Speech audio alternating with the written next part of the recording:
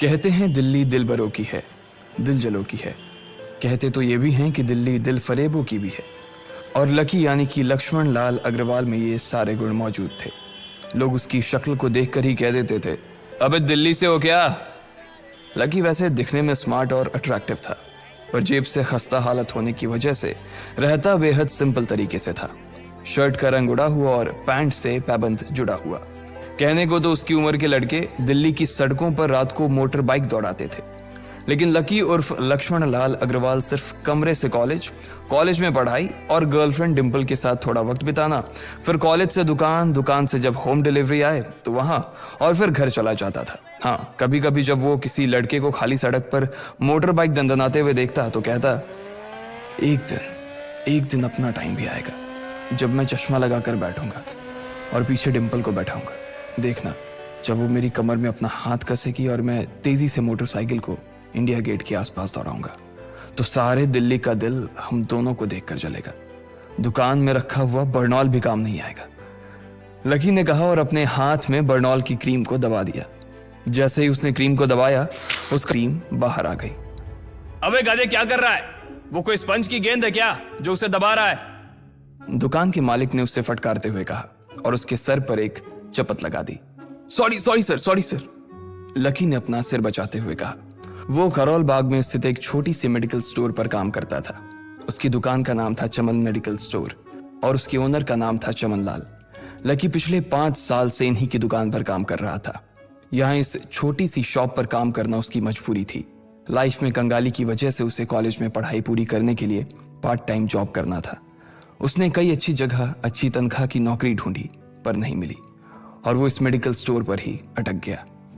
गधे, अब इसके पैसे क्या तेरा बाप भरेगा? कटेगा। इसका पैसा भी तेरी तनख्वाह से कटेगा और एमआरपी से डबल रेट में कटेगा। चमन ने अपने दांतों को किचमिचाते हुए कहा। गुस्से की वजह से उसकी नाक फूल गई थी और लकी की सांसें। उसने घबराते हुए ओनर से पूछा, एमआरपी से डबल क्यों सर जी? ताकि अगली बार से ऐसी कोई हरकत करने से पहले तू डबल बार सोचे। चमन ने कहा और उसके हाथ से ट्यूब छीन ली। उसका जी तो चाह रहा था कि वो लकी की खोपड़ी पर एक और बार अपना हाथ साफ कर ले, लेकिन उससे पहले ही दुकान का फोन बजने लगा। फोन की घंटी बजते ही लकी को वहां से निकलने का मौका मिल गया और वो भागते हुए फोन उठाने के लिए चला गया। हेलो जी, करोल बाग के बेस्ट मेडिकल चमन मेडिकल स्टोर से बोल रहा हूं, बताइए क्या काम था। ये लकी की पेटेंट लाइन थी। चाहे कहीं से भी फोन आए, लेकिन उसे फोन पर बस यही बोलना था। जैसे ही इधर लकी ने अपनी बात कही, उधर से जवाब आया, मैं ब्लूमिंग नाइट होटल के कमरा नंबर 303 से बात कर रहा हूँ। एक छोटा सा ऑर्डर है, नोट करो और जल्दी से होटल पर डिलीवर करवा दो। वो एक लड़के की आवाज थी। उसकी आवाज में काफी भारीपन और एक अजीब सी जल्दबाजी थी। जैसे ही लकी ने वो आवाज सुनी, पता नहीं क्यों उसे वो आवाज जानी पहचानी सी लगी। जी सर, बताइए आपका क्या ऑर्डर है। हाँ तो लिखो, हार्ट प्ले के 2 पैकेट और 1 पैकेट टिश्यू। लकी, जो कि अपना पेन लेकर खड़ा था, हार्ट प्ले का नाम सुनते ही झिझक गया। असल में हार्ट प्ले नाम का एक कंडोम आता था और इसलिए उसका नाम सुनते ही लकी शर्मा गया था। इतने साल से भी मेडिकल की स्टोर पर काम करने के बाद उसे इन चीजों का नाम सुनने में शर्म आती थी। हेलो भाई, लिखा कि नहीं लिखा? उस आदमी ने फिर से लकी से पूछा। जी सर, लिख लिया सर, लिख लिया। लकी ने खिसिया कर हंसते हुए कहा। लिख लिया तो फिर लेकर निकल, उस लड़के ने कहा। उसकी आवाज सुनकर ना जाने ऐसा क्यों लग रहा था कि वो बहुत बड़ा आदमी था। जी सर, लेकिन सर बाहर तो बारिश हो रही है, लकी ने कहा। उसने देखा कि बाहर बहुत तेज बारिश हो रही थी। उनकी दुकान के सामने पानी भर गया था और तेज हवाओं की वजह से चमन मेडिकल स्टोर का बोर्ड भी गिर गया था। लकी को लग रहा था कि वो इतनी तेज बारिश में अभी एकदम से तो नहीं निकल पाएगा, तो उसने उस लड़के को समझाते हुए कहा, सर मैं ऑर्डर तो ले आऊंगा पर थोड़ा टाइम लग जाएगा, बारिश थोड़ी थम जाए आप। इससे पहले कि वो कुछ आगे बोल पाता, फोन पर लड़का बोल पड़ा। तुम्हारे मालिक को पता है कि तुम मल्होत्रा जी के लड़के को मना कर रहे हो? हाँ पता है, बारिश हो रही है, इसलिए सारा सामान अच्छे से थैली में पैक करके लाना और लेट नहीं होना चाहिए, समझे? उस लड़के ने कहा और इससे पहले कि लकी आगे कुछ कह पाता, उसने फोन काट दिया। उधर से लकी के दुकान का ओनर उसे घूर कर देखा जा रहा था। लकी के हाथ में पेन और पेपर देखकर ही वो समझ गया था कि उसके पास कोई ऑर्डर आया था। आज वैसे भी इतनी बरसात होने की वजह से सुबह से इक्का दुक्का ग्राहक ही दुकान पर आए थे। ऐसे में उसकी दुकान का मालिक एक भी ऑर्डर को छोड़ना नहीं चाहता था। वो लकी को देख रहा था और लकी बारिश की ओर देख रहा था। बारिश का बहाना नहीं चलेगा, जाना पड़ेगा। चमन लाल ने कहा। मैं बहाना नहीं कर रहा सर, थोड़ी बारिश धीमी हो जाए तो मैं चला जाऊंगा। अभी आप खुद ही देखिए कितनी तेज बारिश है। वो पता नहीं कोई मिस्टर मल्होत्रा का कोई बेटा कुछ ज्यादा ही जल्दी में था। मैं साइकिल से तो पहुंच नहीं पाऊंगा इतनी जल्दी। लकी ने उनकी ओर देखते हुए कहा। क्या कहा? मिस्टर मल्होत्रा जी का बेटा? तू मेरी दुकान बंद करवाएगा क्या? अभी क्या भी निकल उनका ऑर्डर लेके, वो हमारे बहुत पुराने कस्टमर है। चमन ने कहा। पर लकी ने कहा ही था कि चमन बोला।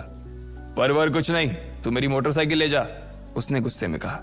अरे सर जी, 200 के ऑर्डर में मुश्किल से 40 रुपए बचेंगे। इससे 3 गुने का तो पेट्रोल ही लग जाएगा, और अगर गाड़ी रास्ते में बंद हो गई तो अलग से खर्चा, लकी ने समझाते हुए कहा। वो जानता था कि उसका मालिक इन सब बातों पर ध्यान नहीं देने वाला। चमन लाल बोला। कोई बात नहीं, तू जा, चाहे जो हो जाए ग्राहक नाराज नहीं होना चाहिए, और वैसे भी वो मल्होत्रा जी का बेटा है। चमन लाल ने मोटरसाइकिल की चाबी लकी की ओर उछालते हुए कहा। लकी ने चाबी ली। उसे देखकर उसके अंदर मिक्स फीलिंग आ गई। एक तो वो बहुत खुश हुआ कि बड़े दिनों बाद बाइक चलाने को मिलेगी, पर वहीं दूसरी तरफ दुखी इसलिए हुआ कि बाइक मिली भी तो ऐसी तेज बारिश में, अगर खराब हो गई तो इसकी चपत भी उसके सिर पर ही पड़ेगी। वो मुंह लटकाकर रेनकोट और हेलमेट पहनते हुए वहां से निकल गया। बाहर आकर बाइक को देखा तो लकी ने मन में सोचा, चलो ठीक है, जो होगा देखा जाएगा, कम से कम बाइक तो चलाने को मिल रही है। दरअसल लकी इतने साल काम करने के बाद भी अपने लिए एक मोटरसाइकिल नहीं ले पाया था। लकी की तनख्वाह ही इतनी भर थी कि सिर्फ उसके कमरे का किराया, उसकी साइकिल में डालने वाली हवा का खर्च, बिजली पानी का बिल और डिंपल के साथ महीने में 1-2 बार बाहर खाने का खर्चा ही निकल पाता था। उसे डिंपल की कही बात अक्सर याद आती थी। लकी, अगर अगले 2 महीने में तूने बाइक नहीं खरीदी ना तो मैं तेरे से ब्रेकअप कर लूंगी, देखना। असल में डिंपल को लकी के साथ बाइक पर घूमने की बड़ी तमन्ना थी।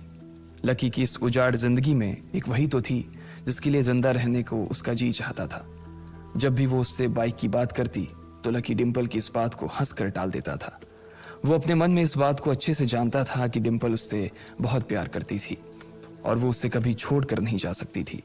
वो दोनों एक दूसरे में ऐसे घुले मिले थे जैसे बादल बरसात में घुल जाती है।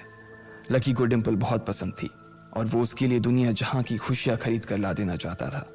वो चाहता था कि एक दिन वो डिंपल को प्लेन में बैठाए, लेकिन उसके ये सब ख्वाब इस कम तनख्वाह की नौकरी की वजह से कभी पूरे नहीं होने वाले थे। पर आज उसके पास एक मौका था। वो डिंपल को अपने साथ इस बारिश में राजपथ घुमाना चाहता था। वो उसे दिल्ली दिखाना चाहता था। चमनलाल को देने के लिए उसने पहले से ही बहाना सोच रखा था। बस जल्दी से वो ये डिलीवरी देकर सीधे डिंपल के पास ही जाने वाला था। उसने होटल ब्लूमिंग नाइट के बाहर मोटर बाइक पार्क की और सीधे होटल के अंदर चला गया। लकी ने रिसेप्शन पर पहुंचकर नमस्ते करते हुए रिसेप्शनिस्ट को बोला, जी मैं चमन मेडिकल स्टोर से आया हूं, रूम नंबर 303 का ऑर्डर था सर। रिसेप्शन पर खड़ा आदमी उसके हाथ में काली थैली को देखकर समझ गया था कि उसमें क्या था और वो मंद ही मंद मुस्कुराते हुए बोला, 3rd फ्लोर पर है, लिफ्ट से चले जाओ, रेनकोट यहीं उतार देना। जैसा उस आदमी ने कहा लकी ने ठीक वैसा ही किया और लिफ्ट में चढ़ने के कुछ ही देर बाद वो 3रे माले पर पहुंच गया था। वो रूम नंबर 303 के बाहर पहुंचा और उसने डोरबेल बजाई। जैसे ही दरवाजा खुला लकी ने थैली आगे बढ़ाते हुए कहा, नमस्ते, मैं चमन मेडिकल स्टोर से लकी, ये आपका। इससे पहले कि लकी आगे कुछ कह पाता उसकी आंखें फटी की फटी रह गई थी। उसने अपने सामने जो देखा उसके बाद उसे ऐसा लगा कि बंद छत के नीचे भी उसके ऊपर आसमान से आकर एक जोरदार बिजली गिर गई थी। उसके सामने एक लड़की खड़ी थी। वो लड़की और कोई नहीं बल्कि उसकी गर्लफ्रेंड डिंपल ही थी। उसने एक पर्पल कलर का नाइट गाउन पहन रखा था। उसके काले घने बाल गीले थे और उसने उन्हें अपने कंधे पर फैला रखा था। उसकी खुशबू से ही ये चीज साफ पता चल रही थी कि वो अभी अभी नहा कर आई थी। डिंपल, तुम यहाँ क्या कर रही हो? लकी को अपनी आंखों पर विश्वास ही नहीं हो रहा था। उसने 2 बार अपनी पलकें झपका कर देखा, लेकिन दोनों बार ही उसे अपने सामने डिंपल ही नजर आई। तुम यहाँ क्या मेरा पीछा करते हुए आए हो लकी? डिंपल ने उल्टा उसी के ऊपर पलटवार करते हुए कहा। लकी को देखकर उसके दिल की धड़कन भी तेज हो गई थी। उसे उम्मीद नहीं थी कि लकी यहाँ आ जाएगा। उसने ना तो सुबह से उसे फोन किया था और ना ही उसके मैसेज का कोई जवाब दिया था। वो अपने मन में सोचकर बैठी थी कि वो अगले दिन खुद ही उससे मिलकर बोल देगी कि उसकी तबीयत खराब थी। डिंपल बेबी, क्या हो गया? किससे बात कर रही हो? अचानक से एक गबरू जवान सा लड़का दरवाजे के पास आकर खड़ा हो गया था। उसने बनियान पहन रखी थी। लकी उसे पहचान गया था। साले राहुल के बच्चे, तेरी हिम्मत कैसे हुई मेरी डिंपल को हाथ लगाने की? लकी ने जैसे ही राहुल को देखा उसके तन बदन में मानो आग सी लग गई थी। वो उसे इस वक्त इतना बुरा मारना चाहता था, इतना बुरा पीटना चाहता था जिसकी कोई हद सीमा नहीं थी। लकी जिस कॉलेज में पढ़ता था, राहुल और डिम्पल भी उसी में पढ़ते थे और वो कॉलेज राहुल के फादर का ही था। डिम्पल ने राहुल के पिता की एक कंपनी में जॉब पकड़ ली थी और राहुल उस पर बहुत लाइन मारता था। लकी ने 1-2 बार डिम्पल को उससे दूर रहने के लिए भी कहा, लेकिन डिम्पल ने उसे यह कहकर टाल दिया था कि वो सिर्फ अच्छे दोस्त थे। आज भी इससे पहले कि वो आगे बढ़ता, डिम्पल उन दोनों के बीच आ गई। रुक जाओ, डिम्पल ने गुस्से में कहा और लकी के सीने पर हाथ रखकर उसे रोक दिया। लकी लंबी सांसें ले रहा था और कुछ ही सांसों के बाद उसका गुस्सा शांत हो गया। अब डिम्पल के पास भी छुपाने के लिए कुछ नहीं था, इसलिए उसने लकी से कहा, लकी, आज से तुम्हारा और मेरा ब्रेकअप। ब्रेकअप? लकी के पैरों के नीचे से जमीन खिसक गई थी। उसकी आंखें नम हो गई। लकी को उसकी बातों पर विश्वास नहीं हो रहा था।